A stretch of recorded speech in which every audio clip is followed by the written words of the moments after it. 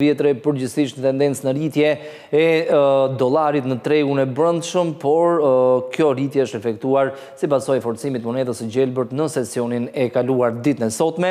Vjetre përgjithsisht një qetësi, sepse investitorët janë në pritje të dënave ekonomike, por njëkohësisht edhe zhvillimeve që kanë të bëjnë me lindjen e mesme konfliktin në Iran. Dollari amerikan në raport me lekun e veruar dënave të publikuara nga Banka e Shqipërisë është rritur me 0.3% dhe këmbet me 83.02 lek mesatarisht, ndërsa euro ka fituar 0.03% vlerës. Megjithatë, vijon moneda europiane të tregtohet pra niveleve më të ulta historike, këmbet me 95.97 lek. Paundi britanik është rritur me 0.01%, këmbet me 110.80 lek. Franga zvicerane ka fituar 0.11% vlerës, kuotohet në 104.9 lek, ndërsa jeni japonez është rritur me 0.02%, mesatarisht jeni kuotohet në 52.07 për 100 lek. Dollari australian ka humbur 0.02% vlerës, këmbet me 57.50 lek, ndërsa dollari kanadez është rritur me 0.09%, këmbet me 60.05 lek. Në ecurinë e koronës suedeze, kjo monedhë ka ndryshuar shumë pak në rënje me 0.01%, këmbet me 8.87 lek dhe ajo norvegjeze është në rritje me 0.11%, këmbet me 8.61 lek mesatarisht. Kjo ishte ecuria e tregut të brendshëm, ndërkohë në tregje ndërkombëtare investitorët vjojnë të jenë fokusuar tek lajmet, tek informacionet që kanë të bëjnë me lindjen e mesme.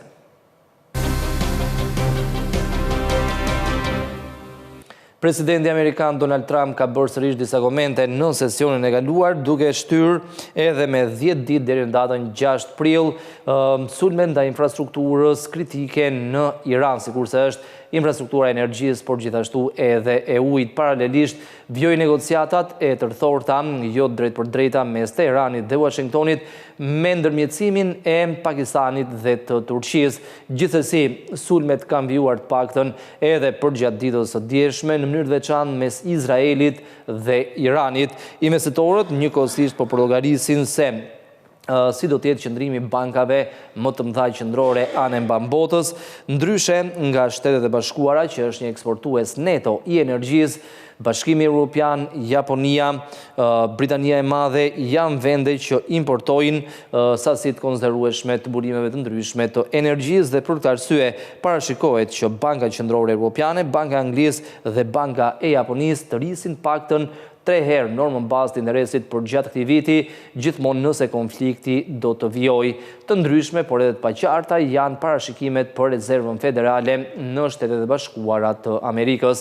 Aktualisht euro ka humbur 0.07% vlerës në raport me dollarin, mesatarisht një euro këmbet me 1.1518 dollar, paundi britanik ka rënë me 0.13%, këmbehet me 1.3312 dollar, ndërsa në raport me frangën, dollari ka fituar 0.11% vlerës, këmbehet me 0.7963 franga, dollari australian është rritur me 0.06%, këmbehet me 0.6888 dollar amerikan.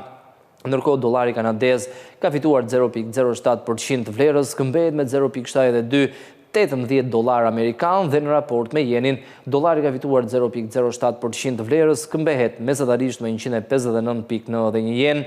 Në këtë mënyrë vjetre një ndryshim shumë i vogël i këmbimit monedhave kryesore ndërkombëtare në sesionin e fundit të kësaj jave. Ndërkohë në tregun e kriptomonedhave, Bitcoin ka zbritur drejt nivelit të 68.000 dollarëve në sesionin e sotëm, duke zgjeruar në këtë mënyrë humbjet e 2 sesioneve të kaluara. Tregtohet në 68.334.45 dollar në rënje me 0.92%.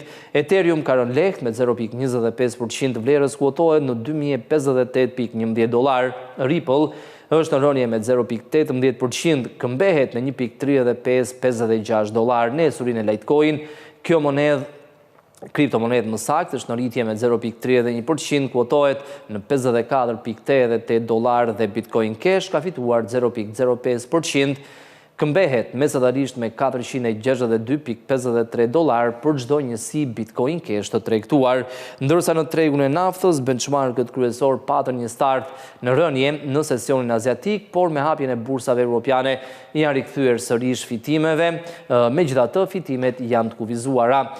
Ka shpresa në treg se mund të ketë një marrëveshje mes Shteteve të Bashkuara dhe Iranit. Gjithsesi, presidenti amerikan Donald Trump afatin fillestar 5 ditore ka shtyr tashmë deri në datën 6 prill për të mos sulmuar infrastrukturën kritike të Iranit dhe paralelisht do të zhvillohen negociata.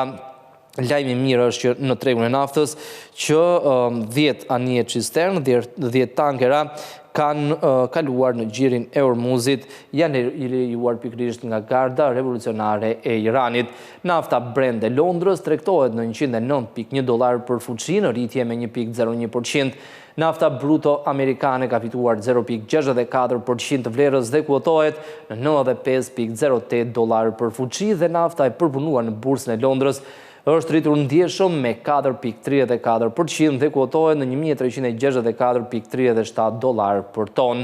Ndërkohë, për sa i përket ecurisë së tregut metaleve të çmuara, ari pati një tendencë në rënje në sesionin e sotëm, por sot i është rikthyer fitimeve jo vetëm ari, por gjithashtu edhe metalet e tjera të çmuara. Edhe investitorët në këtë treg do të vjojnë të jenë fokusuar si te konflikti në lindjen e mesme, por njëkohësisht edhe tek lajmet që vijnë nga ekonomia amerikane për të përllogaritur vendimarrjen e rezervës federale, sepse gjithmonë ecuria e çmimit të arit është e drejtë me normat e interesit në SBA apo me ecurinë e yieldit të obligacioneve. Aktualisht ari tregtohet në $4.441 për oncë në rritje me 1.48%, argjendi ka fituar 2.17% të vlerës, kuotohet në $69.41 për oncë dhe platini është rritur me 1.07%, kuotohet në $1.877.1 për oncë. Për sa i përket tregut të aksioneve, edhe bursat europiane po tentojnë njëri më këmbje në sesionin e sotëm, megjithatë fitimet janë të kufizuara si pasojë e paqartësive të mëdha që ende ekzistojnë në tregje pavarësisht angazhimit të Shteteve të Bashkuara për të vijuar përpjekjet paktën deri në datën 6 prill për të arritur një marrëveshje me Teheranin zyrtar. FTSE 100 i Londrës është rritur me 0.42%, DAX i Gjermanisë dhe indeksi zyriut CMI kanë humbur 0.13 dhe 0.11% të vlerës. CAC 40 i Parisit dhe FTSE MIB i Milanos janë rritur lehtë me 0.05 dhe 0.08%.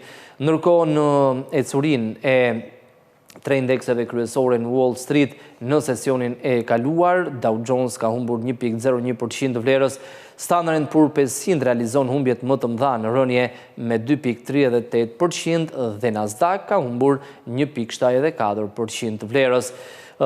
Dhe në ecurinë e korporatave të listuara në bursën e Frankfurtit në Gjermani, fitimet kryesohen nga sektori i shërbimeve, por njëkohësisht edhe kompanitë në sektorin e softwareve. Bayer AG kryeson fitimet në rritje me 1.46% të vlerës. SAP, DRING, Porsche, BASF dhe Munich Re janë rritur nga 0.27 deri në 1.19%. Në anën tjetër në kompanitë që realizojnë humbje në bursën e Frankfurtit, rënja kryesohet nga kompanitë e energjisë, por njëkohësisht edhe kompanitë industriale. Siemens Energy ka rënë me 1.96% të vlerës. Beiersdorf, Adidas, Infineon Technology dhe Daimler Truck janë rënje nga 1.25 deri në 1.34%. Kjo ishte ecuria e tregjeve deri në këto momente.